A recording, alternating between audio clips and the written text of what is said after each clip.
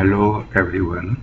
In this episode of Learning Pharmacology, we shall discuss mechanism of the enzyme acetylcholinesterase hydrolysis and inhibition of the enzyme by reversible and irreversible anticholinesterases. I shall discuss only mechanism of inactivation and inhibition and no other details of the subject will be taken. The mechanism of interaction of cholinesterase enzyme with reversible and irreversible anticholinesterases will be the main discussion. Please understand that no details are given. True acetylcholine exists in two forms. We will only discuss the acetylcholinesterase enzyme that is present in the synaptic junctions in the nervous system. Plasma cholinesterase will not be discussed. Here we see the structure of acetylcholine. The characteristic ester linkage is shown. The choline and acetate are joined by ester. Now, the cholinesterase enzyme, the one which we are discussing, is only of mammalian origin. There are many types of the enzymes present in many forms. Mammalian form is a tetramer of catalyte subunits, means 4 subunits are there with common structural motif having hydrolase activity. The active center where hydrolysis is occurring resides in the narrow gorge of each catalytic subunit, and the hydrolytic components can be seen in the base of the gorge as catalytic triad containing 3 amino acids, serine, histidine and glutamate, the choline substrate binding site and acyl pocket. They are in the base of the gorge, and the peripheral anionic site is there where actually initiation of the complexing occurs. The hydrolysis is extremely fast, may take 100 microseconds for 1 molecule of acetylcholine hydrolysis. Thus, 1 molecule of acetylcholinesterase can hydrolyze 6 million acetylcholine molecules in a minute because of rapid hydrolysis and recovery of the enzyme for next hydro. Now, acetylcholinesterase hydrolysis occurs in 2 steps. There is an initial catalytic step where acetylcholine binds to the enzyme's active anionic site, and that is hydrolyzed. So there is a choline release, but the enzyme becomes acetylated. In the second step, the covalent acetylcholine acetylated enzyme is split from stearatic site by addition of water. The process is called as hydration. So there is a complete hydrolysis of acetylcholine. To remember, hydrophonium and tacrine reversible bind by hydrogen bonds, weak bonds to the active anionic site only, whereas carbamate, neostigmine, physostigmine, donepezil and many others, they bind covalently with the enzyme stearic site only, but the covalent bond of the carbomylated enzyme, that is with carbamates, is considered resistant to hydration because it is more stable. Now this step of hydrolysis with carbamates is slower and prolonged, that it may take actually 30 minutes to 6. Now, as to continue, the enzymes reversible anticholinesterase drugs carbomylate the enzyme as stearic site as told earlier, and clinical utility of such hydrolysis is that the neostigmine has a shorter duration of action of 3 to 4 hours clinically, although hydrolysis occurs in 30 minutes and has to be given in a dose of 15 mg 6 hourly. Physostigmine hydrolysis occurs in the same way but is somewhat longer acting. Hydrophonium and tacrine being quaternary, they bind to choline substrate, that is anionic site, in the vicinity of TRV and glue amino acids.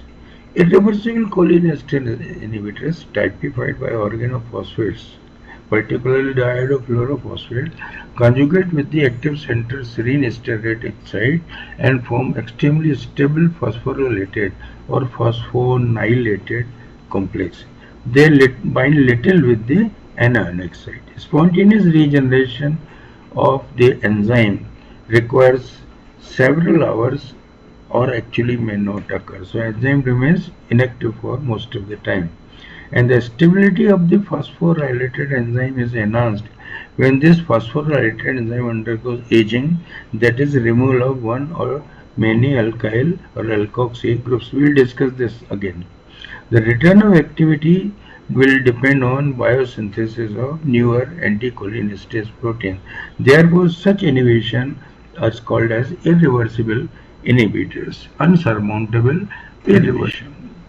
Now, this is the gorge where their enzyme catalytic site is there and anionic site and steric sites are depicted.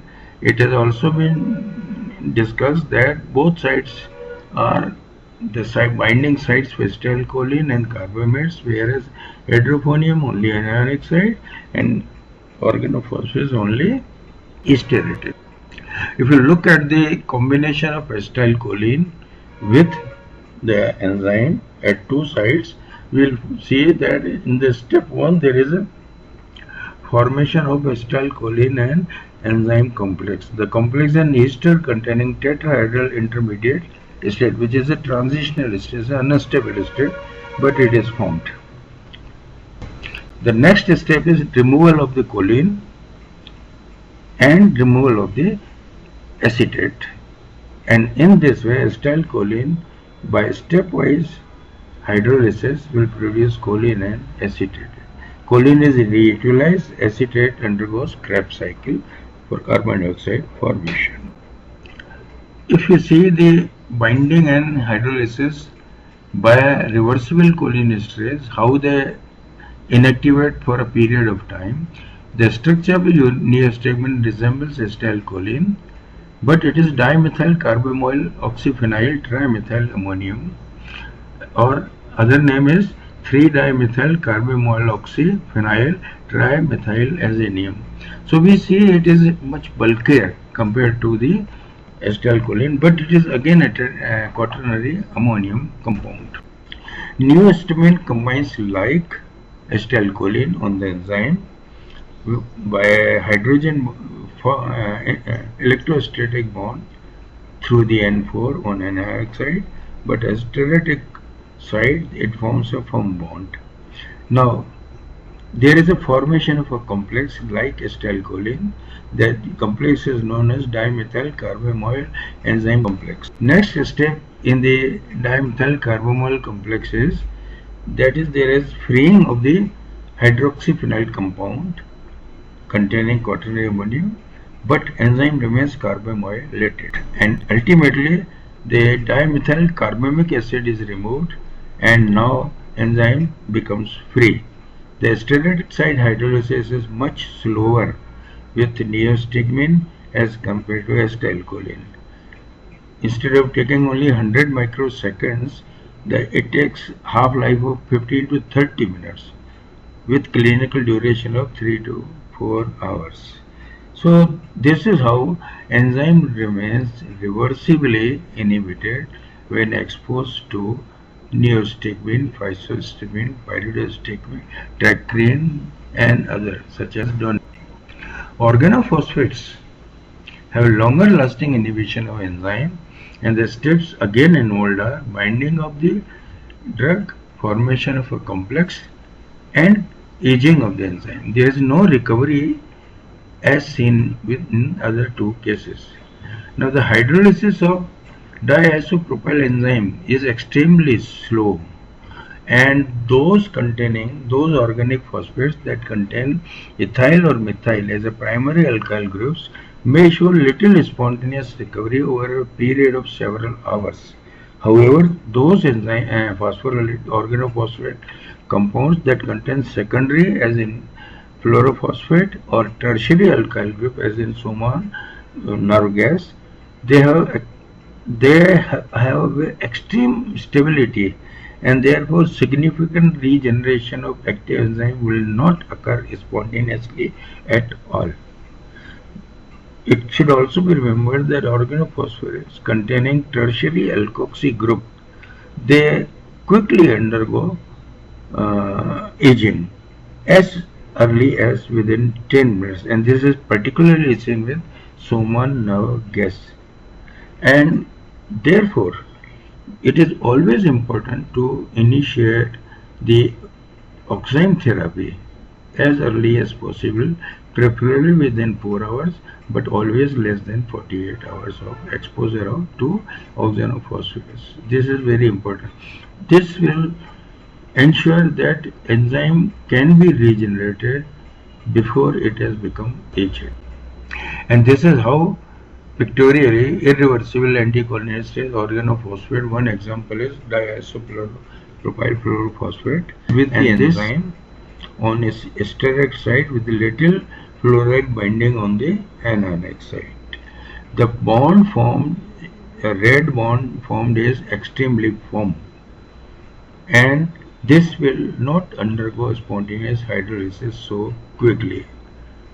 The enzyme is now called as phosphorylated or phosphonylated. As time passes, aging occurs.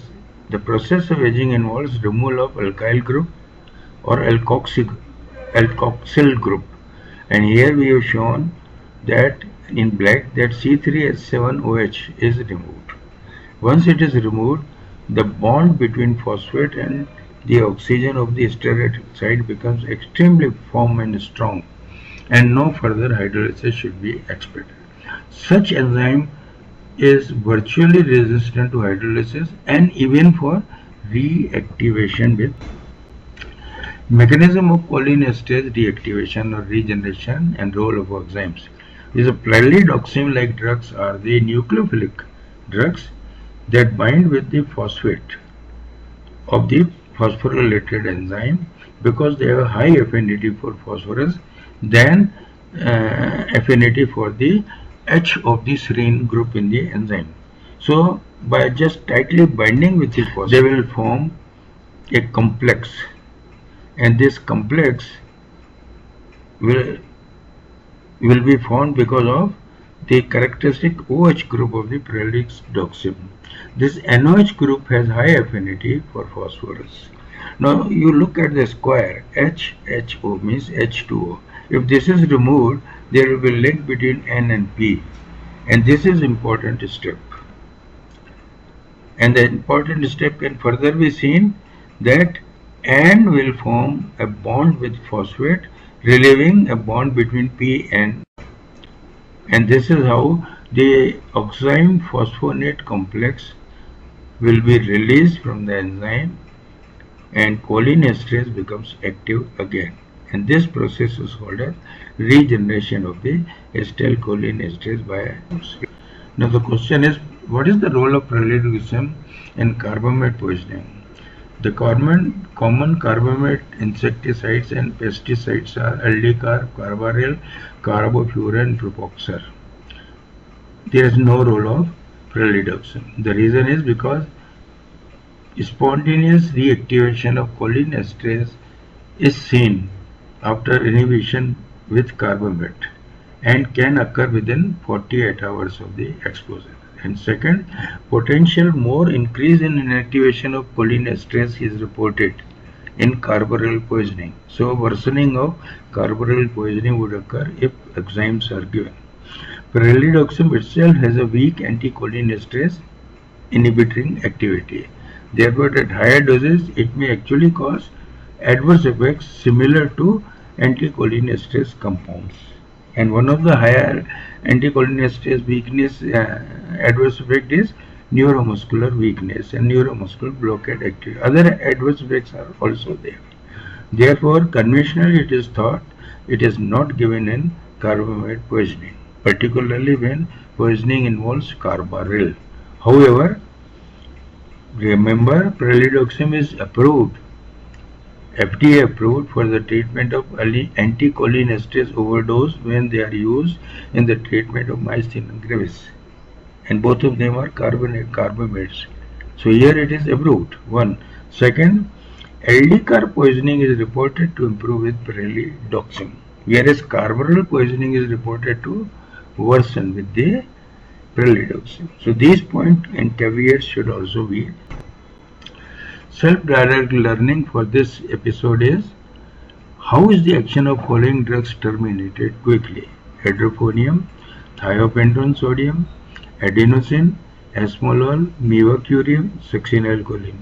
Each has its own mechanism of quick dissipation. Reason may be one or many. Please find out from the external textbooks, and if you will attend the next episode for finding out the solution. Happy learning, and thank you.